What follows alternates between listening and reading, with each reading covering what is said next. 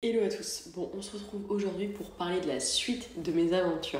Je vais vous parler de ma deuxième acquisition immobilière, comment ça s'est passé, vous donner un petit peu de contenu sur tout ça.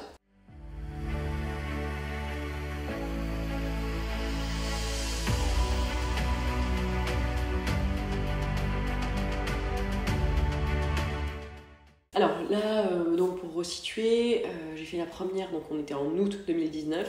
Là, je comprends que ça fonctionne et je me dis, bah pourquoi pas en faire une seconde. La seconde, je crois que j'ai visité aux alentours de octobre-novembre. Donc c'était vraiment peu de temps après la première. Et en fait, j'ai une opportunité, un bien qui arrive, qui est une maison qui fait 150 mètres carrés, 145 mètres carrés à peu près. Et je me dis, ok, plutôt pas mal.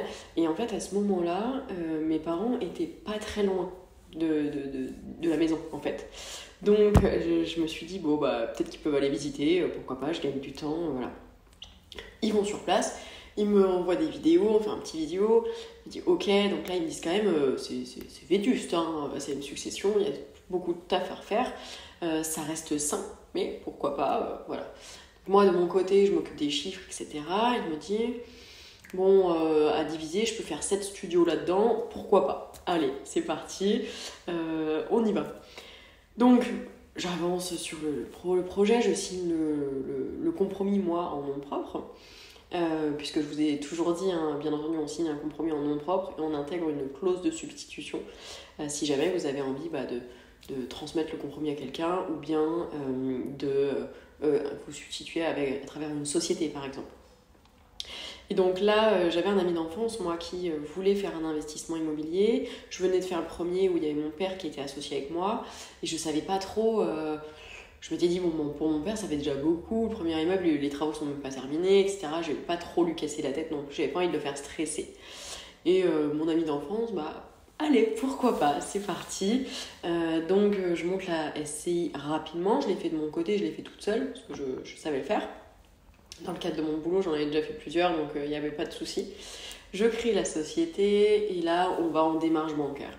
Et là, ça commence à être un peu plus touchy. Il faut que vous ayez conscience d'une chose, c'est que quand vous faites une acquisition et que c'est une acquisition familiale, c'est beaucoup plus simple que quand elle n'est pas familiale. Et là, c'était un pote, quoi. Donc, j'ai bien senti auprès de la banque que ça couinait un peu plus, tout simplement. Et puis, lui me dit, ok, moi, j'ai une amie qui est bancaire, elle peut nous aider. Ok, bah vas-y, écoute, fais ce que tu peux, regarde. Faut vous dire qu'au début, moi, j'avais pas encore trop de contacts bancaires, j'avais pas trouvé mon partenaire long terme, voilà, je voguais comme je pouvais, quoi. Néanmoins, j'avais quand même la maison qui était, le compromis était signé, le devis travaux qui est signé, c'était quelqu'un qui faisait beaucoup de chantiers pour l'agent immobilier, que je connaissais du coup là depuis une opération. Et en fait, il avait emmené mes parents et il m'avait emmené aussi moi sur une autre opération pour montrer ce qu'il faisait et montrer que c'était propre ce qu'il faisait. Donc ça rassure énormément quand on voit un autre chantier qui est quasiment fini, où limite, je me rappelle, il y avait le papier toilette dans les WC, quoi. Donc je me suis dit, ok, c'est plutôt rassurant. Et donc, bon, l'opération continue d'avancer. Et donc là, la banque, on obtient le fameux prêt avec le contact bancaire, qui est un prêt à la BRED d'ailleurs. Mais j'obtiens uniquement un prêt pro. Clairement, je fais pas trop la fine bouche parce que j'avais pas trop le choix. Donc un prêt pro sur 15 ans. J'avais 1 an de différé sur la maison et 2 ans de différé sur les travaux. Donc j'obtiens 1 an de différé sur la maison et 2 ans sur les travaux. Faut vous dire quand même qu'on était sur un projet là où il y avait 125 000 euros de maison, 124 000 euros de travaux. Ce qui est quand même pas évident à faire financer. Il y a quand même une grosse valeur en tout, mais du taf. Voilà. Je dirais que maintenant, avec la situation économique actuelle, c'est un peu plus compliqué. Quand on a le même montant de maison que de travaux, c'est plus touchy. Mais bon, on trouve quand même des solutions. Donc là, ce financement, je l'obtiens.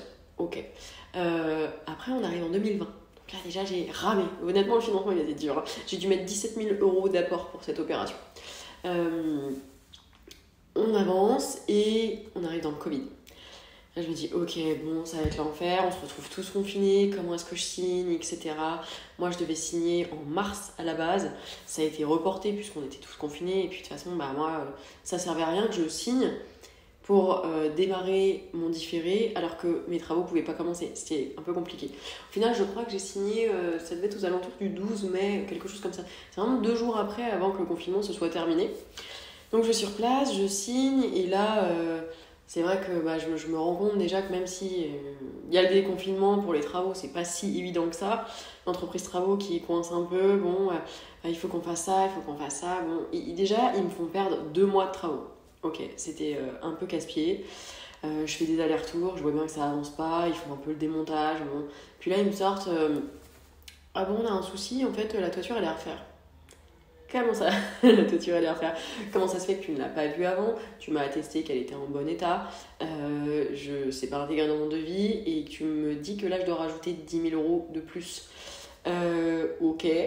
Bon, c'est là où il faut toujours avoir du gras aussi sur un devis travaux et un matelas de sécurité de côté. Voilà, vous l'avez en direct. Donc moi, c'était... je pouvais le prévoir, c'était pas en galère complètement, donc j'ai pu sortir les fonds. Et puis là, c'est dans ces moments-là aussi que vous apprenez beaucoup de choses. Par exemple, moi, je ne savais pas que... vous savez, quand vous avez la charpente, déjà, il faut bien entendu la faire vérifier, mais on peut mettre un film plastique au-dessus, d'accord? Et ensuite, on recrée tout ce qui va être la toiture. Et comme ça, s'il y a un moment, je sais pas, il manque une tuile ou autre chose, eh bien, l'eau va venir glisser le long du film plastique, en gros, et c'est évacué dans les gouttières. Ça permet de ne pas mouiller tout votre placo à l'intérieur. Donc bon, voilà, ok, là, ça a été fait. Les travaux démarrent enfin, et là, on rentre vraiment dans le marathon des travaux, quoi. Donc j'y vais tout le temps. J'y vais, au début, j'y vais d'ailleurs 1 fois par mois. Après, j'ai raccourci à 2 fois par mois, parce que j'ai bien compris que ça avançait pas. Et puis après, j'ai compris que ça avançait vraiment pas. Donc j'y allais toutes les semaines. Ça a commencé à mal se passer. Mon associé était stressé. Il était jeune, sans expérience. Alors j'étais jeune aussi, mais bon, par rapport au projet, je dirais. Sans expérience, et c'était un peu plus compliqué. Donc là, je devais gérer le chantier qui se passait pas très très bien, l'associé qui était en stress. Pourquoi le chantier se passait mal? Parce que le maître d'œuvre, où j'ai appris qu'il n'était pas vraiment maître d'œuvre, mais qu'en réalité c'était un ancien gérant de maison de prostituées, eh bien il s'est mis à payer ses gars à 120 jours. Donc vous imaginez, 120 jours quand même, on est sur 4 mois, d'accord? Donc ça veut dire que vous faites le taf maintenant, vous êtes payé 120 jours plus tard. Donc tout le monde s'est barré. Et puis je me suis retrouvée avec des intérimaires sur le chantier. Les intérimaires, vous avez un peu de tout, à boire et à manger, quoi. Donc malheureusement, c'était un peu plus compliqué. C'est pour ça que j'étais obligée de venir en continu, parce que c'était l'enfer. Moi, je voyais bien que ça avançait pas. J'appelais en continu le fameux maître d'œuvre, qui, je l'ai tellement appelé pour faire le suivi. En fait, comment je fonctionnais? J'appelais le lundi et le vendredi pour faire un suivi sur le chantier. Qu'est-ce que vous avez prévu de projeter pour la semaine? Ok. Et là, est-ce que vous avez bien fini ce que vous aviez projeté? On se refait un point lundi et on fait exactement la même chose toutes les semaines. J'étais vraiment dans une suivi de chantier, j'avais l'impression d'être dans mon job pro, quoi. Et en fait, ça le gonflait clairement de faire ça. Donc, il avait carrément bloqué mon numéro. C'est arrivé là. Il bloquait mon numéro, il voulait parler qu'à mon associé, mais qui lui n'était pas sachant et en plus stressé. Donc, compliqué. Je me suis dit, c'est improbable de bloquer le numéro de la personne qui te fait les virements. Et puis là, le temps passe. Et je devais avoir une livraison de chantier pour le mois de septembre, puisque je devais faire la rentrée et accueillir les gens. Il faut vous dire qu'en plus, entre-temps, j'ai oublié de vous rajouter ça, mais que 2 semaines avant que je signe cette opération, eh bien, le PLU a changé et ils ont créé un permis de diviser. Et donc, j'étais obligée de venir avec des places de parking. Autant vous dire qu'en plein centre-ville, trouver 7 places de parking, il n'y avait pas de dérogation possible. C'était pas évident. Donc, j'ai switché l'intégralité de mon projet en colocation. Avec 7 chambres, 7 salles de bain, une seule cuisine. Faut faire attention parce que si vous mettez 7 chambres, 7 salles de bain, 7 cuisines, c'est un peu de la division déguisée. Et ça, c'est retocable pour le fisc. Donc on fait attention. Donc là, moi, 7 chambres, 7 salles de bain, une seule cuisine, une salle commune. Puis il y a un jardin, la coloc, elle est très sympa. Donc bon, ok, ça bouge un peu mes plans, les travaux continuent, etc.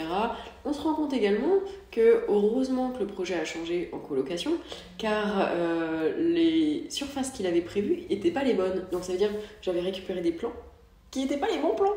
Donc c'était des surfaces qui étaient plus petites que ce qui était prévu. Donc je me suis retrouvée avec une chambre quand même qui fait 9 mètres carrés. Vous imaginez à quel moment j'aurais pu faire un studio dans 9 mètres carrés? Je sais pas. Moi non plus. Donc heureusement que ça a switché au fur et à mesure. Voilà. Donc je continue mon suivi chantier et là je vois bien que ça part un peu en cacahuète et qu'en plus j'ai des malfaçons. Je vois qu'il me fait la peinture des murs avant d'avoir posé le carrelage. Improbable. Il y a toujours c'est sale en fait. On fait du ragréage, on fait des trucs, enfin improbable. Il me peint les portes, il pose les portes neuves peintes sur la peinture blanche. Du coup j'avais des traces. Ok. J'ai pas le même carrelage partout au rez-de-chaussée, dans les circulations ou dans les chambres. Improbable. Bon, vous voyez, tout plein de petits éléments comme ça, où il y avait vraiment des malfaçons et ça commençait à me piquer les yeux, quoi.